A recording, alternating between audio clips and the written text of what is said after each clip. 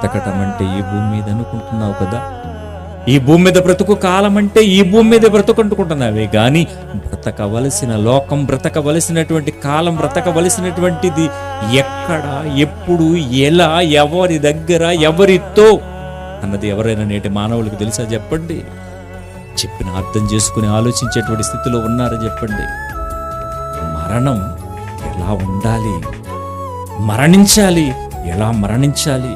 2000 సంవత్సరాల క్రితం ఈ భూమి మీదకి వచ్చిన యేసుక్రీస్తు వారి మరణం నలగొట్టబడడం, ఆయన రక్తము కార్చడం, ఆయన సిలువ మొయ్యటం, మేకులు వేయటం, ఆయన ఉమ్ము వేయటం, ముళ్ళ కిరీటం పెట్టడం, ఆయన శరీరంలో ఉన్న ప్రతి రక్తాన్ని కార్చేయటం, ఎన్ని విధాలుగా ఆయన నలగొట్టబడ్డాడో, హింసించబడ్డాడో, శోధించబడ్డాడో అది దేవునికి ఇష్టమైందట.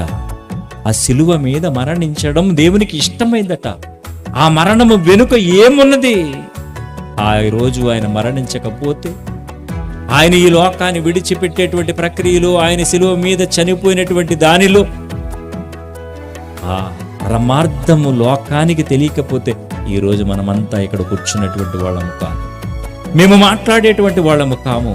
నిన్న లేదు, మొన్న లేదు, ఎప్పుడు ఈ సభలు, ఇలాంటి సభలు లేవు.